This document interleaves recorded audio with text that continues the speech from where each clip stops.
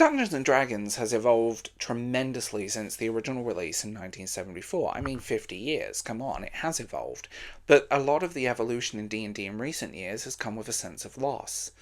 While the game is more popular than ever, reaching mainstream audiences through shows like Stranger Things and live-action series like Critical Role, but that's a whole different discussion, modern D&D feels like a distant shadow of its revolutionary, chaotic, and imaginative game it once was. What made D&D special in its infancy has been polished, streamlined, and in some cases stripped away entirely in the pursuit of accessibility and marketability. Hi, I'm Will, welcome to the Bald Book Geek. I'm apparently your number one grifter on the internet, so like, sub, do the usual, check out my Patreon, and think about becoming a channel member. Hi!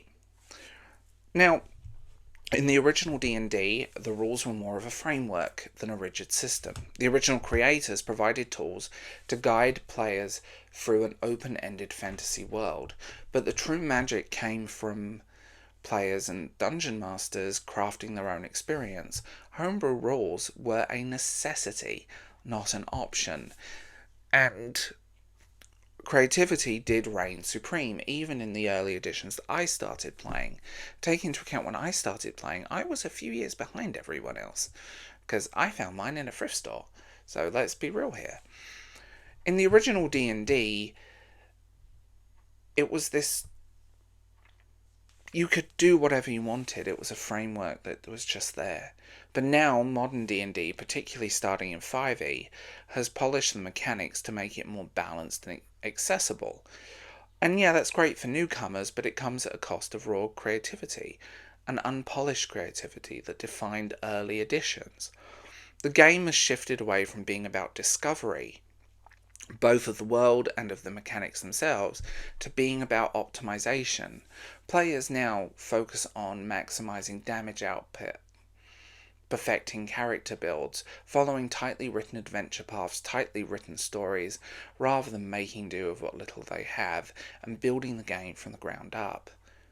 Something is missing in the new game, and it really does feel like, if you want the honest truth, the stakes, danger, and consequences. Early D&D was brutal. Low-level adventurers were fragile, even the mightiest of warriors only having a handful of hit points. Unaliving, thanks YouTube, I can't say that word yet, lurked around every corner, and whether it was the form of a hidden trap, a wandering monster, or an unlucky dice roll, this made survival a genuine achievement and forced players to think creatively to overcome the challenges. The creative thinking was a big part of it. In contrast, modern D&D feels like it's padded with safety nets. Characters are harder to unalive, thank you YouTube. Healing is plentiful, and the game encourages DMs to prioritise fun over stakes. Well, yeah, it's important to everyone enjoy the game at the table. This shift takes away any real sense of danger that once defined the experience. Without the constant threat of failure, success is less earned, and it really does show. There is always a get-out clause, there is always this, and it really does leave me cold in the way that it handles it. And I think consequences are needed for any good tabletop game, and the fact that there aren't any really anymore, yeah, let's be real. One of the big things I will say is the decline of player agency. In the early days, and in the early games that I even played in the 2000s, the DMs were the gods of their world. Players had to navigate these worlds with wit and caution. Modern D&D, with its focus on official modules and pre-written campaigns, often funnels players into a tightly controlled narrative. And it's really boring. While these campaigns can actually genuinely, there are some good ones. Joking aside, there are some good ones. That I've played for a few that are genuinely very good. But this reduces the player's role to that of an actor in someone else's story. And that I really dislike. Like, I get it. We want a tightly written adventure, especially when you're first starting. But when you are reduced to just an actor in someone else's story and you have no agency within it, here's my character, roll dice, knock out orc, there is a problem. And I think players need more agency within it. Everything is so tightly controlled and tightly rigid, it often feels like you're just, again, playing someone else's script, and you need that agency. Original D&D, by contrast, was a true sandbox. Players could choose their own goals, carve their own paths, shape the world in meaningful ways. There was no overreaching story unless the group decided to create one. The game was about freedom, and the dice as the ultimate roll of fate, I suppose. Like, these early D&D games that I played, and they were so fundamentally different to these rigid, tightly controlled adventures. And I get it when you first start, but come on. Your players have brains. Treat us like it. But then again.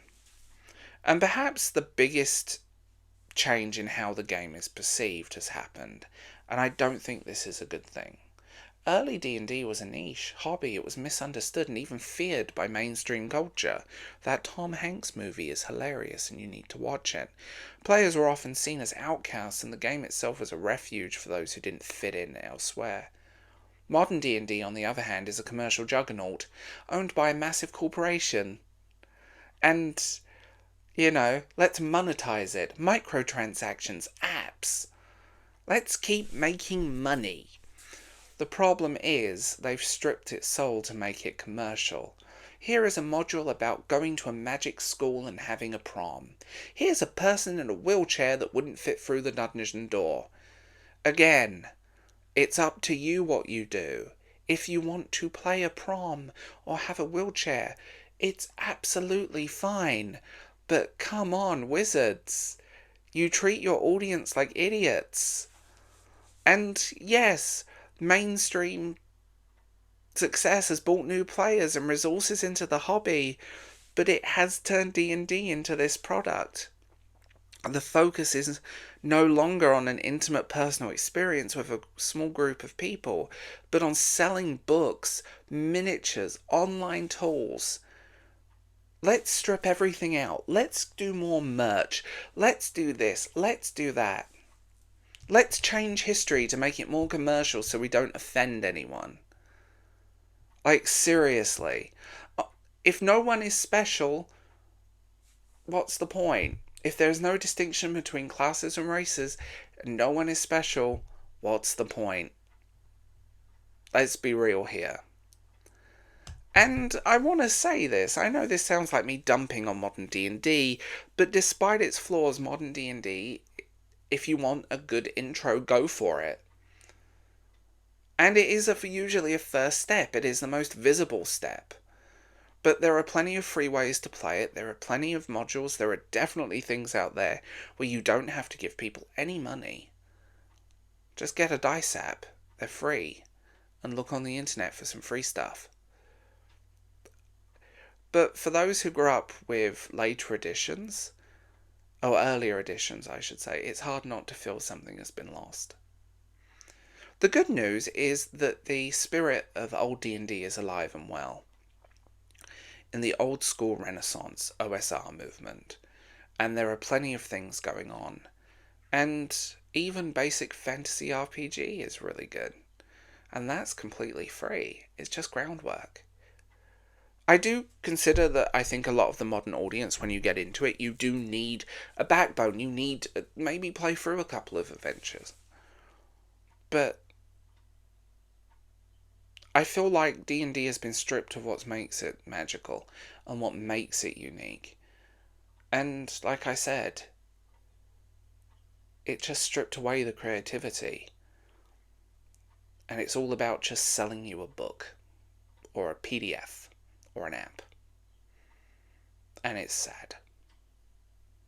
But there's plenty of alternatives, and if you check out other videos on my channel, you can find them.